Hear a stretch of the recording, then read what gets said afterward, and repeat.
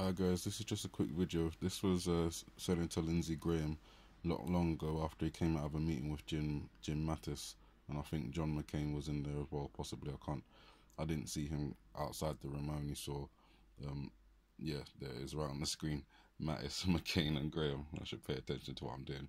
But anyway, it's interesting what he says, not just interesting, but worrying what he says. Take a listen. The war is morphing.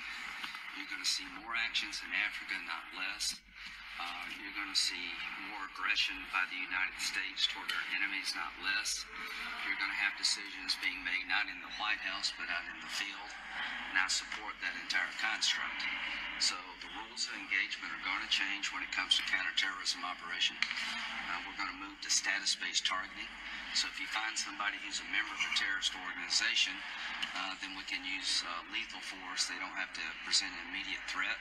When it comes to... Now that's the important part. If you find someone who's a part of a terrorist organization, you can use lethal force. They don't have to present a threat. The problem is the president is the one who defines what a terrorist is, or who is part of a terrorist organization, or what organization he can label as terrorists. For example, if things go down and civil war takes place, what Graham is saying is basically the president will have authorization to determine a group of people as terrorists and thereby enable them to, or the military, to use lethal force even if that group isn't presenting a threat. It's incredibly dangerous. It's an incredibly dangerous idea that this is, and if it goes into effect, I'm not I don't support guns and things like that, but when I hear statements like this, if I was living in America, I would definitely have myself something, because these people are planning to take over, control people, and the ones that can't be controlled, the ones that form into groups to oppose the New World Order, they'll be taken out with lethal force, even if they don't present a threat, like a physical threat, and just like a political one or a moral one, protests and stuff like that. They're giving themselves authority to use lethal force without anyone presenting a threat. That's dangerous. That's extremely dangerous, even in wartime. And this is basically wartime. It's going on in other countries. It's not happening, in the UK or in the USA.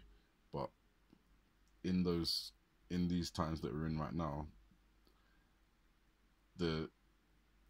it's all seeming planned. I don't like to say it because I understand how sacred the military is to Americans, but it seems like this whole Niger event was an excuse for them to do this, basically to give themselves a reason to change the restrictions that Obama put in place. And it's really dangerous. Let's have a little bit more of a listen. Moving geographically, they've got a system in place as to whether or not we want to have troops on the ground, what kind of level we want to provide in terms of assistance regarding the threat.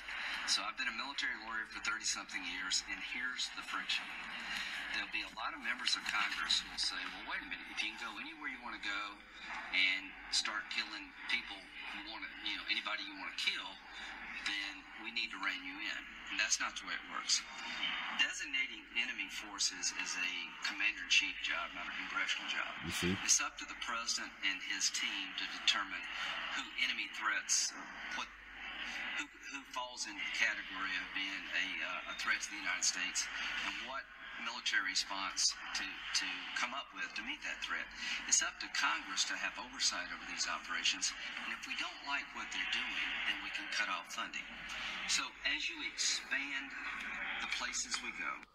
So that's where I'm going to leave it. Obviously you heard you know, he literally expressed my thoughts right there and then to say, you know, you can just go around killing people.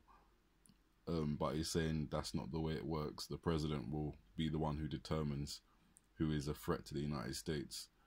And that could be anybody.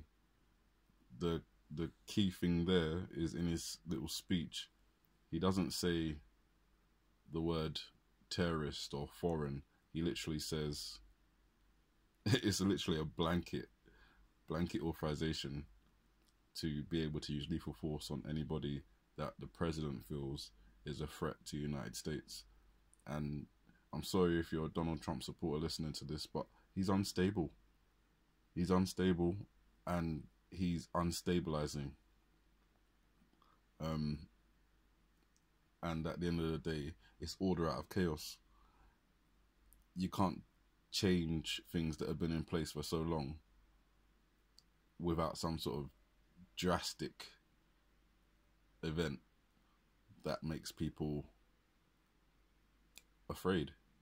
And when you're afraid for your life, for your family's life, you'll pretty much do anything that you need to do in order to survive, unless you're at peace with dying and have made your peace with God, in which case, you know, you're alright. But yeah, that's it. I just wanted to bring that to your attention in case you didn't see it on the news. But yeah, it is troubling, and I suggest that we keep our eyes on this, if possible, to see if it does actually go into effect. Obviously, if they don't disclose it, then we'll never know. So, yeah, take care.